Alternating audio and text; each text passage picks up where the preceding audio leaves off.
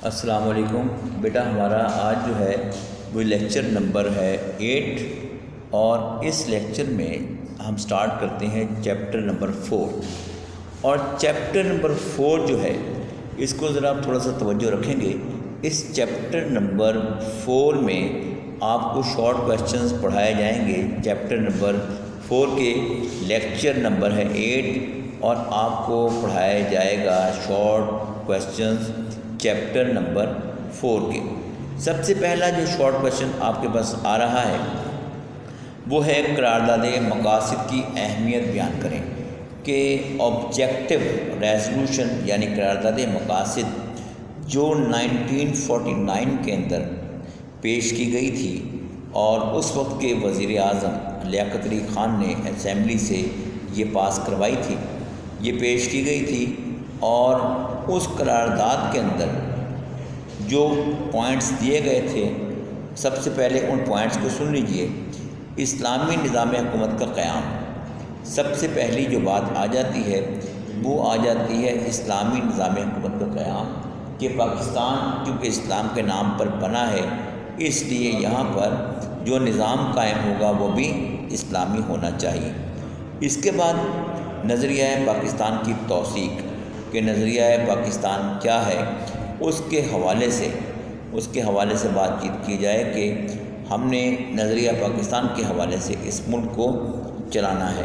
تمام مکاتب فکر کے علماء کی تائید، 22 پوائنٹس دیے تھے علماء نے، پورے پاکستان کے جو علماء تھے وہ اکٹھے ہوئے تھے اور انہوں نے اپنے 22 نکات دیے تھے، جن کو بعد میں پھر 1973 کے آئین میں بھی شامل کیا گیا۔ اسی جو آبجیکٹو ریزولوشن ہے، قرارداد مقاصد ہے، اس کو تمام دساتیر کے آغاز میں شامل کیا گیا ہے اور 8ویں ترمیم کے تحت اس کو آئین کا باضابطہ حصہ بنا دیا گیا۔ اس کے بعد جو سوال نمبر 2 ہے، یہ ہمارا سکپ ہے، یہ ہمارے شارٹ سلیبس میں نہیں ہے، اور اسی طرح سوال نمبر 3 بھی نہیں ہے۔ اب ہم آ جاتے ہیں سوال نمبر 4 پر۔ سوال نمبر 4 جو ہے اس میں مسلمان کی تعریف، کہ مسلمان کون ہے۔ مسلمان وہ شخص ہوتا ہے جو اللہ کی وحدانیت پر یقین رکھتا ہو، جو اس بات پر یقین رکھتا ہو کہ اللہ تعالیٰ ایک ہے، اور اس بات کو بھی مانتا ہو کہ حضرت محمد صلی اللہ علیہ وآلہ وسلم اللہ کے آخری رسول ہیں، وہ مسلمان کہلاتا ہے۔ اس تعریف کی روح سے اور اس طرح قادیانی، مرزائی اور لاہوری دائرہ اسلام سے خارج ہیں۔ قادیانی ہوں، مرزائی ہوں، لاہوری ہوں، یہ دائرہ اسلام سے خارج ہیں۔ بیٹا یہ شارٹ کویسچنز آپ کی اسکرین پر آ رہے ہیں، ان کو اپنے ذہن میں رکھیں تاکہ آپ کے لیے کوئی ایشو نہ بنے۔ یہ کئی دفعہ پیپر میں آ چکے ہیں، جیسے قرارداد مقاصد کی اہمیت، یہ بھی پیپر میں آ چکا ہے۔ اس طرح مسلمان کی تعریف، یہ بھی پیپر میں کئی دفعہ آیا ہے۔ اور 1977 کے بعد اقتصادی معاملات کے لیے کیا اصلاحات کی گئیں؟ 1977 کے بعد اقتصادی معاملات کے لیے کیا اصلاحات کی گئیں؟ 20 جون 1980 کو ملک میں نظام زکوٰۃ قائم کرنے کا اعلان کیا گیا۔ 20 جون 1980 کو ملک میں نظام زکوٰۃ قائم کرنے کا اعلان کیا گیا۔ حکومت نے ابتدائی طور پر زکوٰۃ فنڈ میں 2.25 ارب روپے کی رقم خود جمع کروائی۔ عشر جمع کر کے ناداروں میں تقسیم کرنے کی اسکیم پر عمل درآمد کا آغاز 1983 کی فصل ربیع سے ہوا۔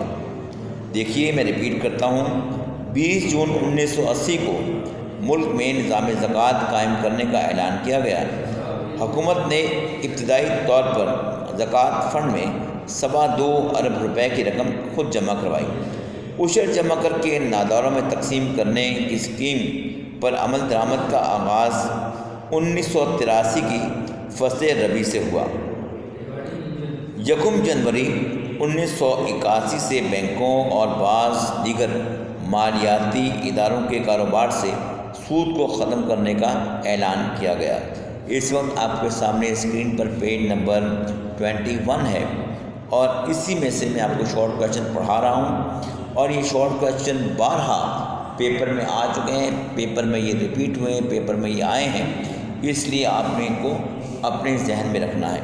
اس کے بعد عدالتی معاملات کے لیے 1977 کے بعد کیا اصلاحات کی گئیں؟